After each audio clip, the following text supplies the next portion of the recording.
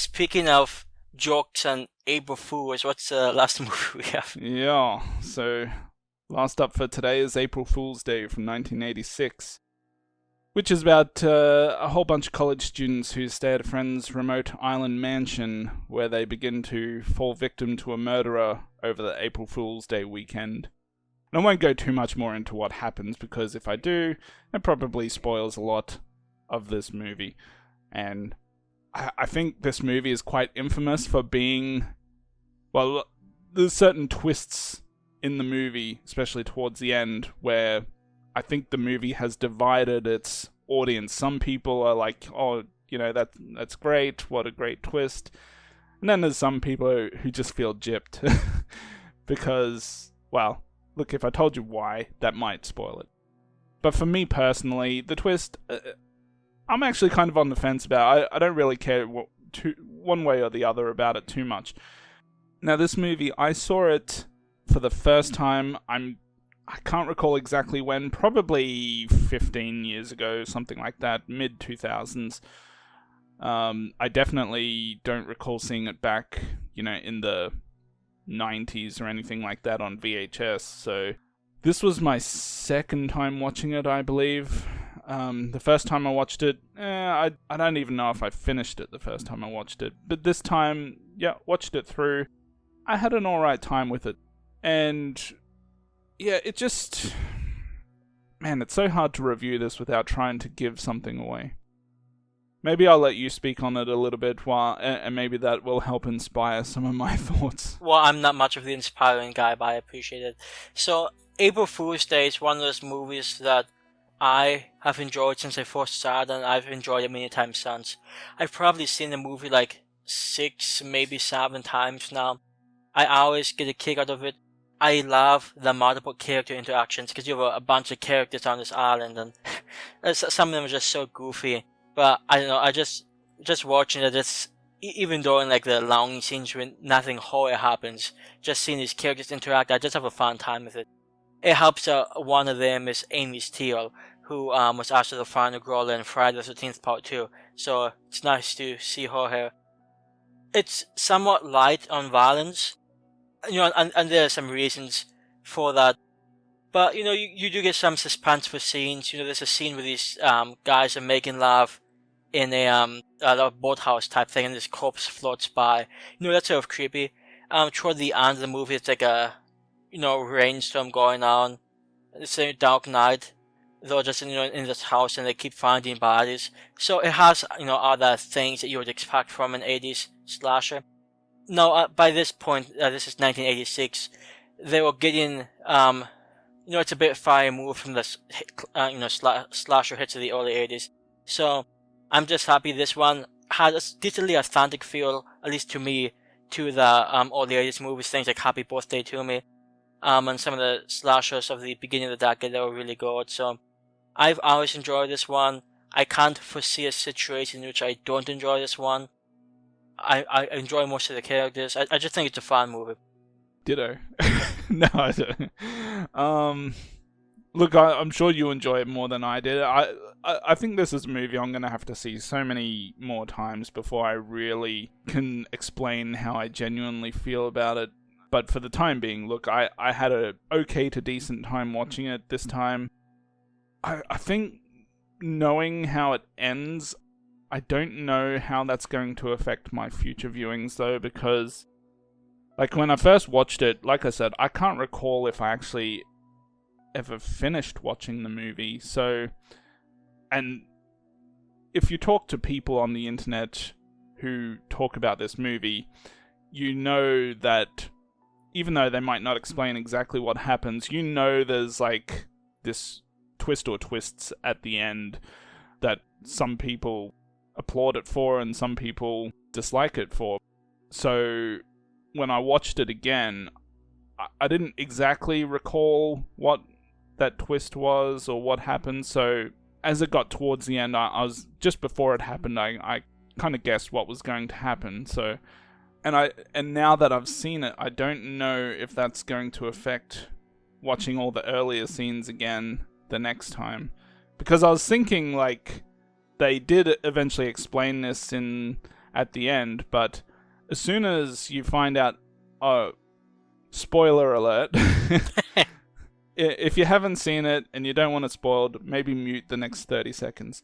Okay, once they find out it's all just a prank, and, you know, they find out that, okay, it's not really a twin sister, it's, you know, someone playing or pretending to be an evil twin sister, I immediately thought, okay, but doesn't that make almost every other scene in the movie pointless? Like, to the point where, why would there be scenes between, like, private scenes between other characters who are supposedly in on this, and, you know, they're acting as if they're not in on it. And like I said, they do explain it, okay, after they had been messed with, then they were made aware it was a joke. So, okay, yes, that does make a little more sense. But, so even though that is explained, now that I go back and watch it again, I'm always going to know, you know, these people aren't really being attacked, or not intentionally. Yes. So, there was a slasher movie from '86, which I'm not sure if you've seen it. It's titled Slaughter High, which I think it's a pretty good movie. It's somewhat infamous for having a really terrible ending. I'm talking about like a really bad ending, and some people go as far as to say that the ending, which somewhat invalidates a lot of what happened in the movie in the same way that this ending did, somewhat ruins the movie. I mean, at the time, you know, in movie universe, you know, all of them think that something is, you know, happening that they need to be really worried about. So, I mean, it's like, in the moment, as long as they think they are in danger, which they clearly do, it just, I don't know, to me, I just don't see an ending like this being a giant, like, negation, giant negative to the movie as a whole. Looking at a movie like Slaughter High or April Fool's Day, and then, you know, just judging the movie based off the ending, I mean, I don't know, I understand it, but if you were enjoying the movie before you got to, like, the last 5 minutes, there's not that many situations I can think of in the final 5 minutes that would deeply impact the first 85 minutes. If it makes you feel any better, though, apparently this movie was remade in 2007 with looks like a majority African American cast, so maybe that'll be more to your liking. I did remember renting that on DVD around the time it came out. It has a 2.8. Yeah, I do recall it was not very good. And I can't recall if it followed the exact same outcome as this one does. I don't want to say I'll have to watch it again to find out, because I don't know if I want to be doing that, but I'm sure at some point I'll probably have to see it. Did you have a favorite character in this movie out of interest? Maybe just the one chick who said she fucks on the first date. I appreciate that. Yeah, I think I actually really like the beginning to this movie. You know, see, again, I just think it's fun. Oh, I'm O'Mary, O'Reilly, O'Toole. It just, I just have a lot of fun with it. I enjoy the Southern Texas guy. I really want to plow your fields. You know, can't blame that guy for trying. I like how he said that, and then immediately after he like totally fucks up with the well. I'm pretty sure that was the well scene, right? Yes. Yeah, and like he immediately screws himself out of all those cool lines that he just spouted out.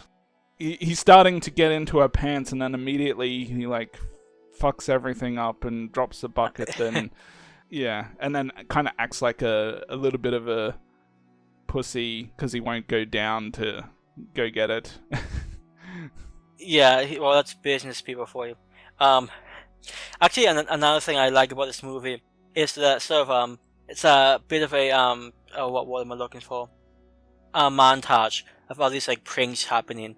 You know, like doorknobs falling out and cigars that blow up and light switches that if you just flip it off another light comes on. It's just like a fun little scene, but I always enjoyed it, and again brings a little more levity to this type of movie.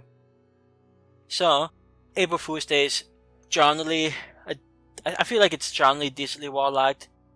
It may not make people's like top 15 slasher movies from the 80s, but I always enjoyed it. I always had a pretty fun time with it. And like I said, I can't really foresee a situation in which I don't like it. I enjoyed it, so I'm going to give this an 8.5 out of 10. And I'll probably round that down to an 8.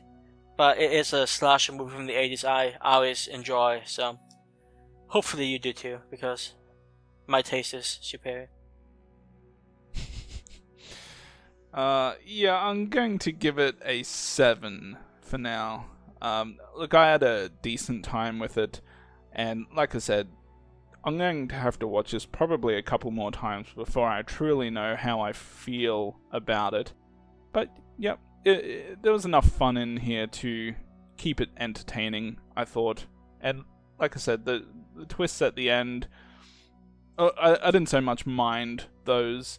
It's nice to have something a bit different to what you would normally get if they had just kind of played it straight. But, yeah, there you go. The song at the end, the Too Bad You're Crazy song at the end, is kind of fitting, just, a bit of a silly song to a bit of a silly movie. Yeah, actually, so background, behind the scene type information. I was actually late to get into the show because I was, late to watching this movie. So as soon as the song came on, I'm like, oh god, I forgot it has this song in it. And usually I would sit through at least half the credits just to get me a vibe of what music they play, because I sort of like doing that. But the song obviously fits for the movie. I just find that some of the obnoxious song. So I'm like, oh god, and as soon as it gets there, I just like turn the movie off. So there you go. Yeah.